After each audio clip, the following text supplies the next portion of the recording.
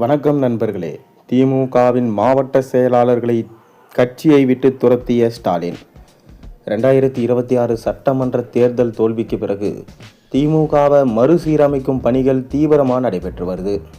பெரும்பாலான மாவட்டங்களில் ஒரு தொகுதியில் கூட திமுக வெல்லாத நிலையில் தோல்விக்கான காரணங்களை ஆராய அந்த கட்சி தீவிரமாக பணிகளை முடக்கி விட்டுருக்கு. இந்த நிலையில் மாவட்ட செயலாளர்கள் முன்னாள் அமைச்சர்களின் ஆதிக்கத்தை கட்டுப்படுத்தும் வகையில் தொகுதி செயலாளர் என்ற புதிய பொறுப்பை உருவாக்கும் பணி நடைபெற்று வருது. அவற்றில் இளைஞர் அணிக்கு கூடுதல் முக்கியத்துவம் அளிக்கப்படும் என தகவல்கள் வெளியாயிருக்கு.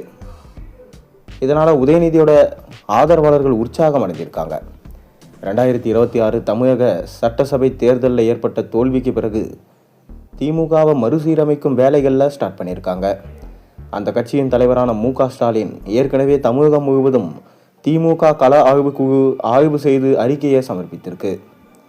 பல்வேறு குற்றச்சாட்டுகளை கட்சியினர் சொல்லியிருக்கும் நிலையில் தோல்விக்கு மாவட்ட செயலாளர்கள் தான் பல மாவட்டங்களில் தோல்விக்கு காரணம் என்ற புகார் தலைமைக்கு சென்றிருக்கு. குறிப்பாக மு.க. ஸ்டாலின் கொளத்தூர் தொகுதியிலே தோல்வி அடைந்ததை அக்கட்சியினரால் ஏற்றுக்கொள்ள முடியல. மேலும் 15க்கும் மேற்பட்ட பலம் பொருந்திய அமைச்சர்களும் படுதோல்வியை சந்தித்தாங்க. இதனை அடுத்து தோல்விக்கான காரணங்கள் குறித்து விரிவாக ஆய்வு செய்ய முடிவு செய்த திமுக தலைமை கள ஆய்வு குழுக்களை அமைச்சது. தொடர்ந்து மாவட்ட வாரியாகவும் தொகுதி வாரியாகவும் அந்த குழு ஆய்வு மேற்கொண்டது. கட்சி நிர்வாகிகள், முன்னாள் அமைச்சர்கள், எம்எல்ஏக்கள், மாவட்ட செயலாளர்கள், அடிமட்ட தொண்டர்கள் என பல தரப்பினரை நேரில் சந்தித்து கருத்துக்களை சேகரித்தாங்க. இதனைத் தொடர்ந்து விரிவான அறிக்கையை தயார் செய்யப்பட்டு திமுக தலைவர் ஸ்டாலினிடம் அந்த அறிக்கை ஒப்படைக்கப்பட்டிருக்கு. இந்த அறிக்கையை கவனமாக படித்து பார்த்த திமுக தலைவர் ஸ்டாலின் கட்சியை மறுசீரமைக்கும் பணியை தொடங்கியிருக்கிறார்.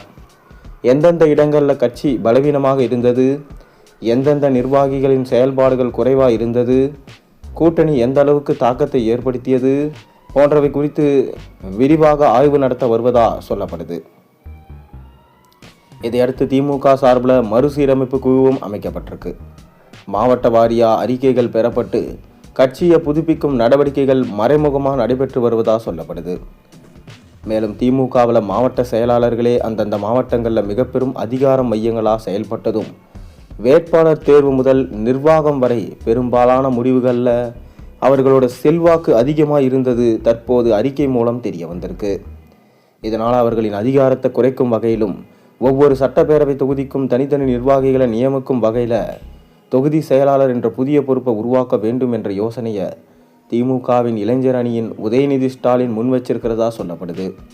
தற்போது முன்னாள் முதலமைச்சரும் திமுக தலைவருமான ஸ்டாலின் லண்டன் பயணம் மேற்கொண்டிருக்கும் நிலையில் அவர் தமிழகம் திரும்பிய பிறகு இது குறித்து விரிவான ஆலோசனை நடைபெற இருப்பதாக சொல்லப்படுது.